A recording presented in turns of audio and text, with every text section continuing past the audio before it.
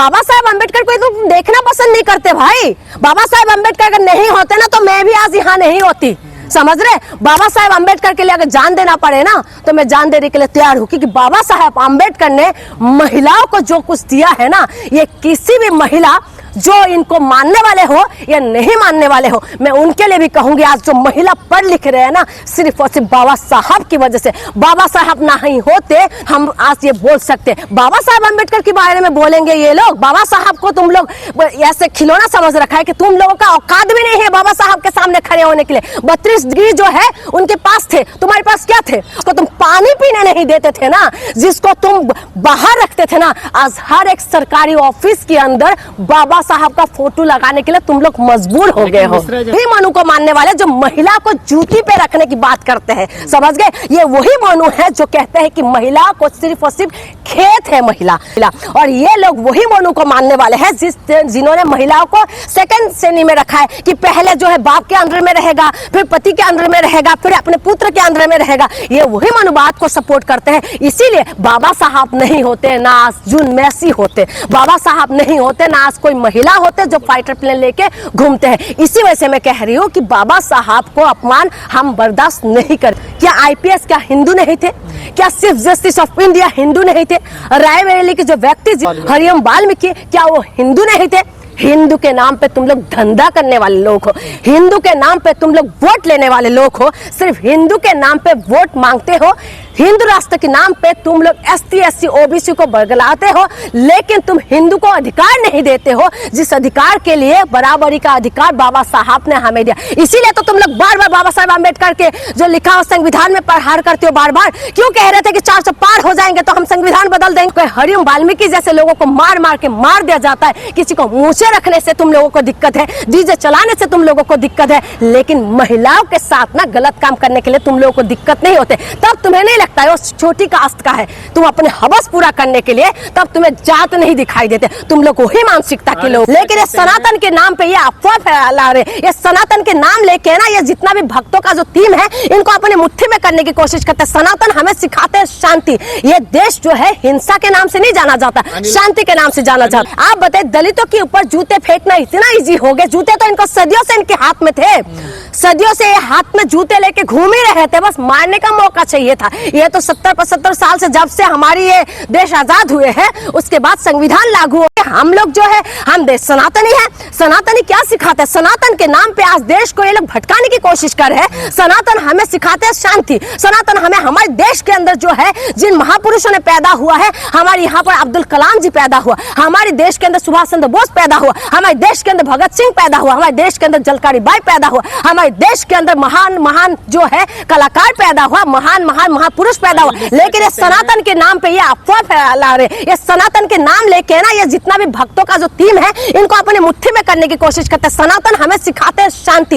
ये देश जो है हिंसा के नाम से नहीं जाना जाता, शांति के नाम से जाना जाता है। कहते हैं कि बाबा साहब संविधान निर्माता नहीं है, बीएन राव असली संविधान। तो वही तो कहते हो, तो कहते हैं, मैं जितना मुझे जानकारी है, जितना मैंने पढ़ा है, उसमें तो एक है कि बीएन राव जो है वो टाइप करते थे, वो टाइप करते थे बाबा साहब अम्बेडकर के साथ में, उस वक्त टाइप करते थे। आप बताइए बाबा साहब अम्बेडकर को तो देखना पसंद नहीं करते भाई। बाबा साहब अम्बेडकर अगर नहीं होते ना तो मैं भी आज यहाँ नहीं होती, समझ रहे। बाबा साहब अम्बेडकर के लिए अगर जान देना पड़े ना तो मैं जान देने के लिए तैयार हूँ, क्योंकि बाबा साहब अम्बेडकर ने महिलाओं को जो कुछ दिया है ना, ये किसी भी महिला जो इनको मानने वाले हो या नहीं मानने वाले हो, मैं उनके लिए भी कहूंगी, आज जो महिला पढ़ लिख रहे हैं ना, सिर्फ और सिर्फ बाबा साहब की वजह से। बाबा साहब नहीं होते हम आज ये बोल सकते। बाबा साहब अम्बेडकर के बारे में बोलेंगे ये लोग, बाबा साहब को तुम लोग ऐसे खिलौना समझ रखा है कि तुम लोगों का औकात भी नहीं है बाबा साहब के सामने खड़े होने के लिए। 32 डिग्री जो है उनके पास थे, तुम्हारे पास क्या थे? और उन्होंने जितना सहा है, इस देश ने उनको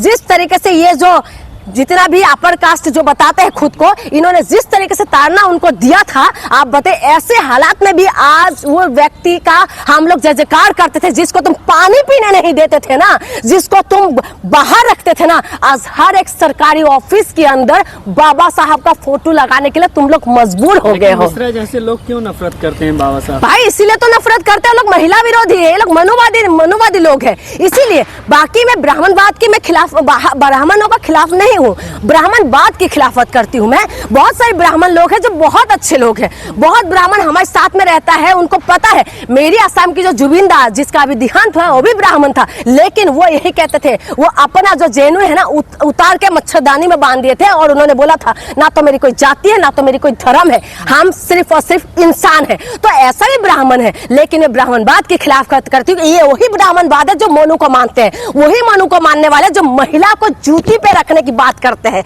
समझ गए। ये वही मोनू है जो कहते हैं कि महिला को सिर्फ और सिर्फ खेत है महिला, और ये लोग वही मोनू को मानने वाले हैं जिन्होंने महिलाओं को सेकंड श्रेणी में रखा है कि पहले जो है बाप के अंडर में रहेगा, फिर पति के अंडर में रहेगा, फिर अपने पुत्र के अंडर में रहेगा। ये वही मनुवाद को सपोर्ट करते हैं। इसीलिए बाबा साहब नहीं होते ना जून मैसी होते, बाबा साहब नहीं होते ना कोई महिला होते जो फाइटर प्लेन लेके घूमते हैं। इसी वजह से मैं कह रही हूँ कि बाबा साहब को अपमान हम बर्दाश्त नहीं करेंगे। हरियाणा में एक दलित आईपीएस ने सुसाइड कर लिया, हर बड़े गंभीर आरोप लगाए हैं कि मेरा बरसों से जातिगत उत्पीड़न हो रहा है। देखिए आईपीएस नहीं बच पा रहे इस देश के अंदर। चलिए हम दूर की बात नहीं जाते, सदियों के जो हमने किताबों में पढ़ा है, कुछ देखा है, लेकिन आज की डेट में कुछ दिन पहले जूता मारा, ठीक है, जज को, चीफ जस्टिस ऑफ इंडिया, यानी कि उसके ऊपर कोई पद नहीं है, उन पे जूता मारा।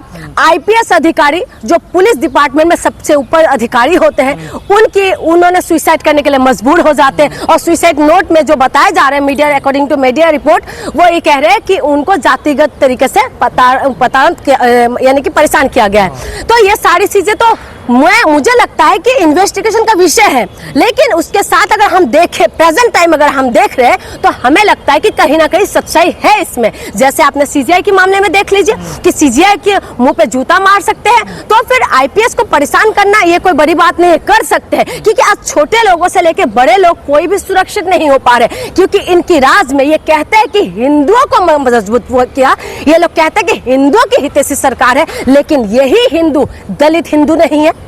क्या आईपीएस क्या हिंदू नहीं थे? क्या chief justice of India Hindu नहीं थे?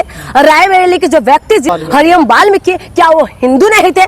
हिंदू के नाम पे तुम लोग धंधा करने वाले लोग हो, हिंदू के नाम पे तुम लोग वोट लेने वाले लोग हो, सिर्फ हिंदू के नाम पे वोट मांगते हो, हिंदू राष्ट्र के नाम पे तुम लोग एसटी एससी ओबीसी को बरगलाते हो, लेकिन तुम हिंदू को अधिकार नहीं देते हो, जिस अधिकार के लिए बराबरी का अधिकार बाबा साहब ने हमें दिया। इसीलिए तो तुम लोग बार बार बाबा साहब अम्बेडकर के जो लिखा हो संविधान में प्रहार करते हो। बार बार क्यों कह रहे थे कि 400 पार हो जाएंगे तो हम संविधान बदल देंगे? क्यों कह रहे थे तुम? दिया कुमारी कौन थी? बीजेपी का ही था ना, उन्होंने क्या बोला था चुनाव से पहले।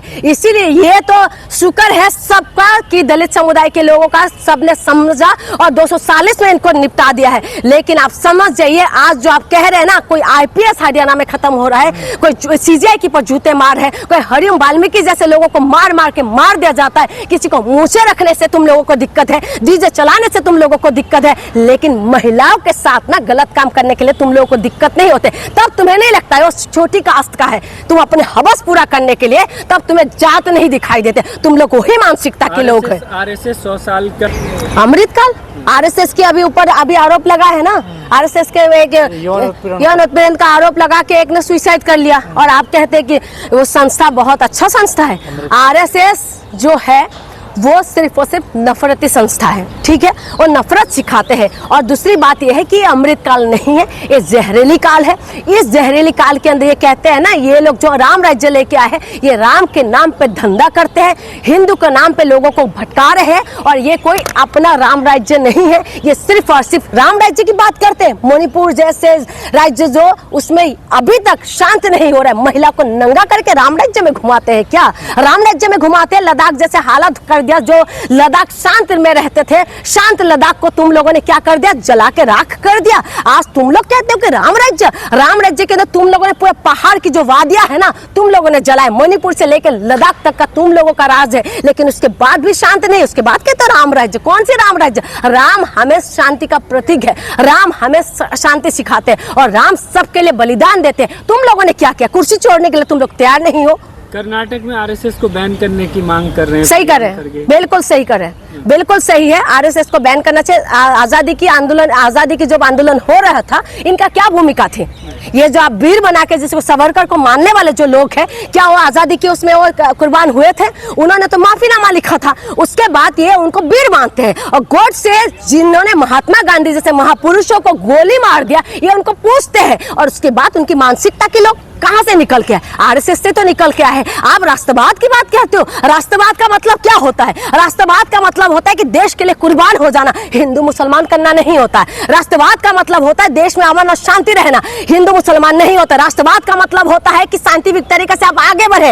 राष्ट्रवाद का मतलब होता है ना तो हिंदू, ना तो मुसलमान, ना तो सिख, ना तो ईसाई, ना तो दलित, सब बराबरी तरीके से आगे बढ़ना ही है। वही होता है सच्ची राष्ट्रवाद। इनकी जैसे फर्जीवाड़ा राष्ट्रवाद है, ये फर्जीवाड़ा राष्ट्रवाद नहीं है। राष्ट्रवाद अगर सीखना है ना, हमारी लासित बर्फकन से सीखना कि राष्ट्रवाद किसको कहते हैं। तुम्हारी औकात नहीं है, तुम्हारी औकात नहीं है। जो तुम कहते हो ना मुगलों को, तुम लोगों ने तो मुगलों को रोक भी नहीं पाए, हमारे आसाम ने रोक के दिखाए। तुम्हारी औकात नहीं है। इसीलिए अच्छा है कि तुम लोग ना अच्छे से मेल मिलाप में बात करो। महिलाओं को जो इस तरीके की गाली दे रहे हैं, इनको सबसे पहले इनकी मानसिकता को समझिए। एक महिला, पढ़ी लिखी महिला किस तरीके से कितना कुछ संघर्ष करके वहां तक पहुंची है, उनको तारीफ करना चाहिए। ऊपर से उनकी जो व्यवहार है उतना अच्छा उनकी व्यवहार दिखाई देते हैं। खैर मैं पर्सनली नहीं जानती हूँ, लेकिन जितना भी हमने देखा है उनका बहुत अच्छी तरीके से अपनी बातों को रखते हैं। लेकिन इनको जो है मिर्ची लगते रहते हैं। महिला को देखते साथ महिला को आगे बढ़ने के लिए इनको पसंद नहीं है। इसी वजह से तो इस तरीके की बातें कह रहे हैं। और इस तरीके की बातें कहकर महिला की मनोबल को तोड़ने की कोशिश करे कि महिला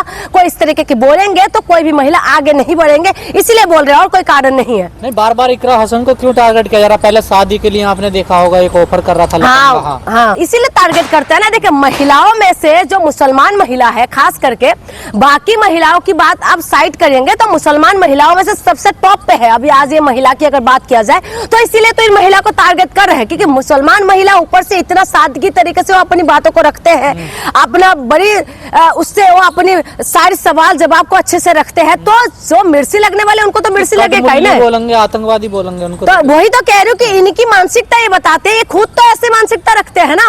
ये कतमुल्ला ये खुद है, ठीक है। कतमुल्ली क्या बोलेंगे, इसके खुद इनकी मानसिकता है। ये खुद जो है ना, अब मैं मेरे मुंह से गलत बात निकल जाएगा, ये खुद उसमें घुसे रहेंगे, ये खुद गलत काम सारी चीजें करेंगे। और आतंकवादी का जो बात कह रहे हैं, आतंकवादी किसके लिए यूज होते हैं बताइए? जो हमें आके घुस के जो मारते हैं, जिन्होंने पैंट उतार के मारा था, वो थे आतंकवादी। आतंकवादी क्या सांसद को तो आप आतंकवादी बोलोगे? जो चुने हुए सांसद हैं और जो देश हित के लिए काम कर रही है, और ऊपर से वो एक महिला है, आप उनको इस तरीके की व्यवहार करेंगे, उसमें कौन एनएसए लगाएंगे, कौन उसमें इन्वेस्टिगेशन करेगा और कौन उनको पकड़ेगा? ये सबसे बड़े सवाल है। बीजेपी के राज में ये सारी चीजें होना पॉसिबल है। कि वो भावुक हो गई है बोलते हुए, देखिए भावुक नहीं होना चाहिए।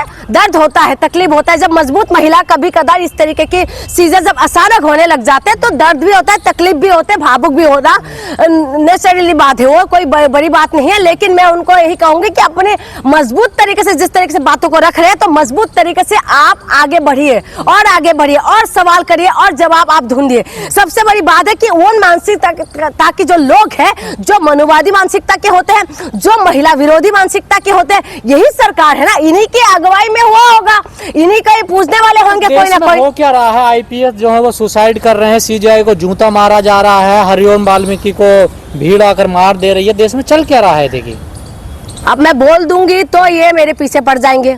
इनका यही है कि ये लोग वही लोग हैं। कुल मिला के ये समझिए कि जो अभी अफगानिस्तान से जो एक मंत्री आए थे, अभी उन्होंने यहाँ पर तालिबानी जो फरमान जारी किया था, और तालिबानी फरमान को ये लोग जो बेटी बचाओ और बेटी पढ़ाओ की जो बात करते हैं, उन फरमान को राजी खुशी जी हुजूरी करने में लग गए थे। तो यही लोग की राज में आईपीएस सुसाइड कर लेते हैं, हाँ, और उसके बाद दलितों को मार मार के मार दिया जाता है। उसके बाद ये लोग उल्टी पुल्टी इधर उधर की बयानबाजी करना शुरू हो जाते हैं, महिलाओं के साथ महिला को नंगा करके घुमा देते हैं इनकी राज में। तो इनकी राज में हो क्या रहा है? यही हो रहा है, जंगल राज हो रहा है। ये सब इनको देख के आपको क्या लगता है? ये जंगल राज ही तो कर रहे हैं। सीजीआई सुरक्षित नहीं है, देखिए उन पर जूता फेंकने। मैं वही कह रही हूँ, सीजीआई सुरक्षित नहीं है। अभी वो बुढ़ा अभी कह रहे हैं कि उनको सुरक्षा चाहिए। अभी मैं वीडियो एक देख रही थी, वो कह रहे सुरक्षा चाहिए इस बुढ़े को।